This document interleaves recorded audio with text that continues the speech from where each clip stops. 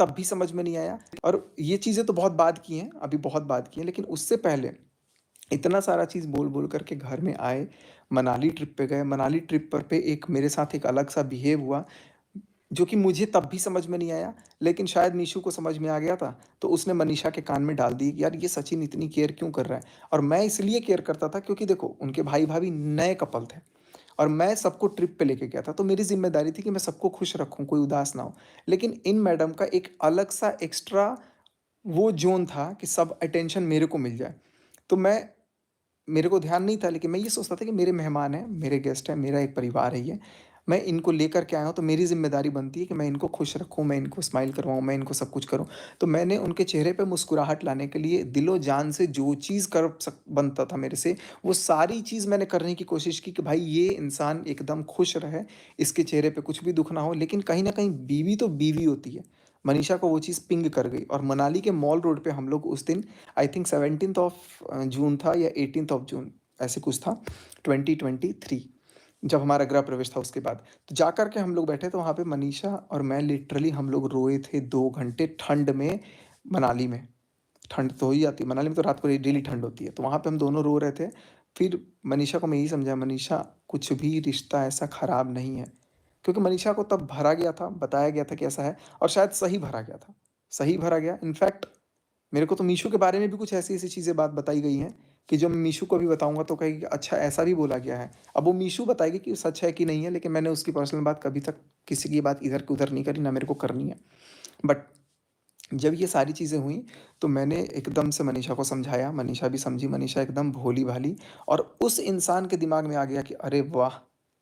इसके पास इतना पैसा, इतना घर, इतना तेज़-तर्रार आदमी, मेरे को अब रियलाइज़ हो रहा है और ये इसके पास इतनी भोली-सी वाइफ़, तो मेरे को कमियाँ एहसास कराने लग गए। अरे ये देखो नाश्ता टाइम से नहीं बनाती, कपड़े अच्छे से फ़ोल्ड नहीं करती, तुम्हारे जैसे पति के तो मैं चरण धो कर के पीती, ये उनके वर्ड थे।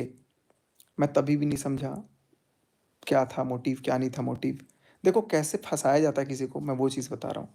उसके बाद धीरे-धीरे, धीरे-धीरे बातचीत हुई, बहुत बातें हुई। अभी देखो कल तो मेरे को जेल जाना है। कल मेरे को जेल, अब पता नहीं भैया आप में से कोई अगर होगा कोई भोपाल का, जिसको लगता है कि हेल्प कर सकते हो, तो भैया कर देना। वैसे मैंने तो अपना तैयारी कर लिया है, हम तो भैया जेल जाने के लिए तैयार हैं। क्योंकि आज मेरे को थ्रेट मिल गया है कि मेरे को जाना है, तो कल कल तो शाम तक या परसों सुबह तक मैं पहुँचूँगा और परसों शाम तक शायद मैं अरेस्ट भी हो जाऊँगा, अंदर चला जाऊँगा। तो उसके बाद लेकिन मेरी आवाज़ ना दबे, सच्चाई ना छुपे, इसलिए भई कल को अगर सड़क पे प्रोटेस्ट भी करना पड़े तो लोग रहें मेरे पास। लेकिन किस हद तक फँसाया गया, मेरी एक छोटी-सी बच्ची है, मेरे पास कुछ नहीं है। पता है मेरे पास कोई आदमी नहीं होता है ना, इसलिए मेरे को कोई कुछ भी बोल देता है। वो जेसिका के हस्बैंड ने ऐसा-वैसा जो भी बहुत कुछ बोला गया है। अभी तो मैं शर्म कर रहा हूँ कि मैं बोल नहीं रहा हूँ, लेकिन मैं बोलूँगा ज़रूर अभी, सब रख-रख के थोड़े-थोड़े दिन में। ऐसा नहीं है कि मैं सब खत्म कर दूँगा। ये क्योंकि इतना भयानक मेरे साथ सीन हुआ है ना, वो सब मैं बताऊँगा आपको। तो मेरे को वो चीज़ करके ना, एक मैनिपुलेशन करके ना अपने पास रखा गया कि कैसे रह लो, कैसे फँस जाओ, कैसे ये कर लो, और ये चीज़ मेरे बर्थडे तक, यानी कि आज 12 है ना, परसों तक मेरे साथ किया गया है। परसों लाइव के बाद परसों लाइव के बाद भी मैसेज में मेरे से बात हुई है, रिप्लाई आया है। मैंने खुद मैसेज किया था क्योंकि मैं तब भी चीज़ों को सॉर्ट आउट कर सकता था। लेकिन उस चीज़ का भी लाइक किसी मीडिएटर को बीच में रख करके उसको भी फँसा दिया गया। अब देखो, अब मुझे नहीं पता कि कौन क्या है, किस मोटिव से है, नहीं मोटिव से है। अलका ने मेरे से भी बहुत रूडली बात की वीडियो पे या जो भी है। लेकिन वो यही चाहती है कि वो देखो कभी भी किसी का भला ही चाहती है एक तरह से। लेकिन वो कहीं न कहीं पिस भी जाती है और फिर मेरे ही अगेंस्ट आ गई। अब क कल को क्या पता फिर ये लाइव देखेगी, बोलेगी मेरा नाम लिया, फिर मेरे अगेंस्ट आ जाएगी। तो वो उसका काम है फँसना और हर घर में, हर मैटर में उसका एक आ ही जाता है अपना। और ख़ैर कोई बात नहीं है, उससे कोई मेरे को प्रॉब्लम नहीं है। थिंग इज़ कि अब चीज़ों को इतना तरीके से वो मेरे बर्थडे के दिन मेरे को बुलाया गया। मेरे को बोला गया कि भोपाल तो नहीं आ सकते हो, हैदराबाद चले जाओ, और हैदराबाद से 11 तारीख को मेरे को मैसूर जाना है शूट करने के लिए। उनकी 8 बज के 50 मिनट पे रात को फ़्लाइट थी और फ़्लाइट टिकट भी मेरे पास उन्होंने भेजा था। और ऐसे-ऐसे है, फिर अपन 12 को शूट करेंगे, 12 को मिल के बात करेंगे, फिर 12 को रिटर्न होना होगा, तो या तो 13 को रिटर्न हो जाएँगे।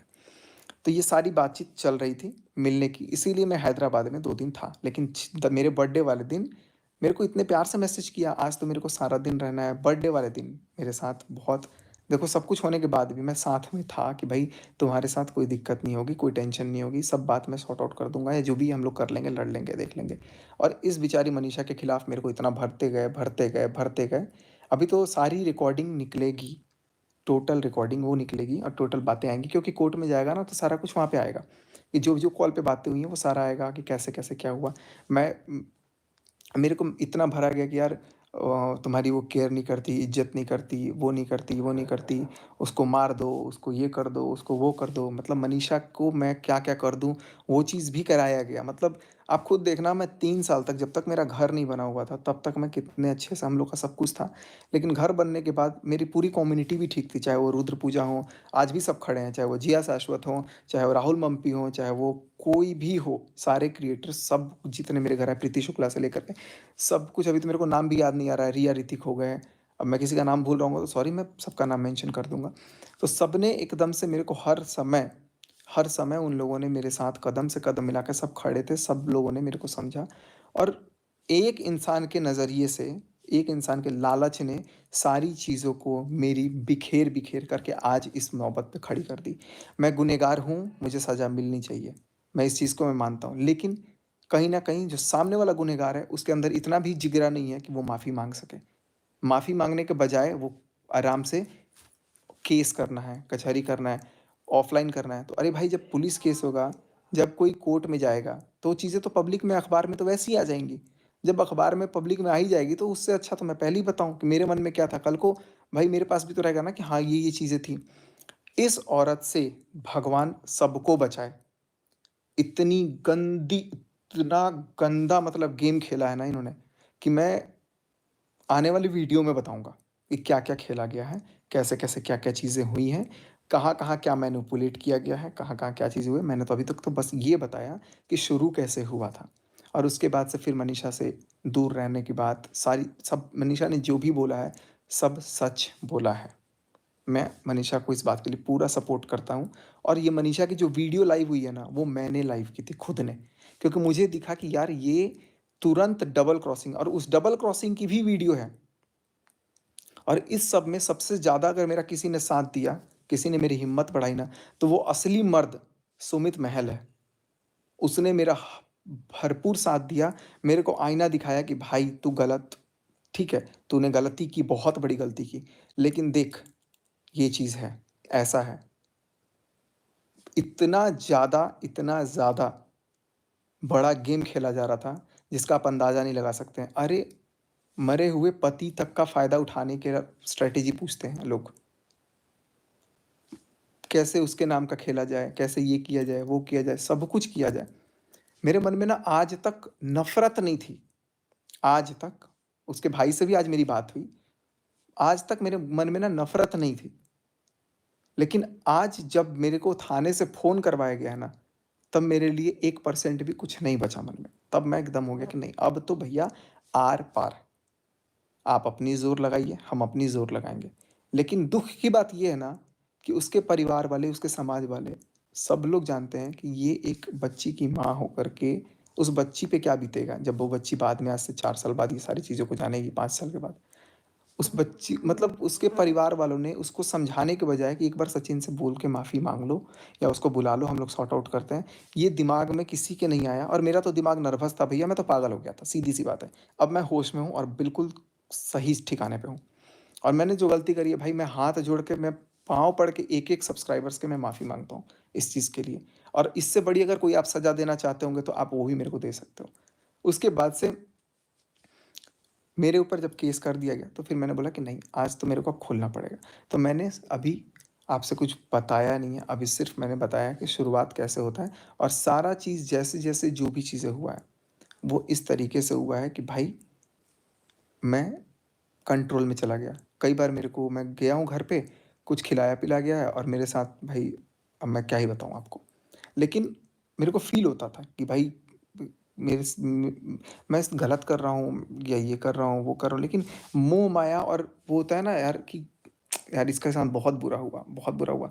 वो बेचारी वाला जो चीज़ था ना, भाई वो किसी के लिए मन में मत लाना, कभी मत लाना। मैंने तो भाई ज़िंदगी में कसम खा ली है कि मैं ऐसे बेचारों की तो हेल्प हेल्प हेल्प तो छोड़ो, मैं अब मतलब हाथ जोड़ लेता हूँ अब। क्योंकि इतना ज़्यादा पीठ में लोग खंजर मार देते हैं ना कि उससे बड़ी चीज़ कुछ हो ही नहीं सकती है।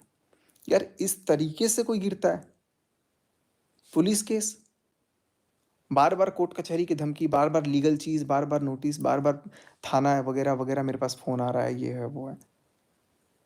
हम नहीं डरते, गलती करी है, सज़ा लेंगे। लेकिन साथ में आपको भी सज़ा मिलनी चाहिए। आपको भी अपनी गलती देखनी चाहिए। अपनी जो शुभा है, शुभा मतलब जो उस घर की सबसे एक तेज़ तर्रार लड़की, उसकी भाभी तक से इनके भाई साहब की बहुत तगड़ी लड़ाई है। उसकी भाभी के बारे में इन्होंने क्या-क्या बोला है। लेकिन ख़ैर जिस दिन मैं क्षमा भाभी से मैं मिलूँगा तब मैं उनसे बातें करूँगा, ये उनकी बातें हैं। बट दुःख की बात है कि वो लोग भी चूँकि परिवार का रिश्ता बंधा हुआ है ना, उनको साथ में खड़ा रहना पड़ेगा। लेकिन मैं समझता हूँ ना कि यार अगर शुभम भाई है ना, सही का साथ दे देंगे ना, तो उनके जैसा इंसान इस धरती पे इस टाइम पे कोई नहीं होगा। मैं बस यही बोलूँगा कि मुडगल परिवार वाक़ई में बहुत अच्छा है, लेकिन उनके बारे में भी मेरे से कुछ चीज़ें ऐसी शेयर की गई हैं कि जो मैं पर्सनली बताऊँगा कि क्या-क्या मेरे को बोला गया है मुझसे। जब मैं बाहर का आदमी हूँ, तो मेरे से इतनी बातें क्यों शेयर की गई? इनफैक्ट जो अभिषेक हैं, जो मामा के लड़के हैं, उनकी जो 2 बहनें हैं, उनके बारे में भी मेरे से क्या-क्या बोला गया है। अब ये लोग ना इकट्ठा होंगे कि भई सब परिवार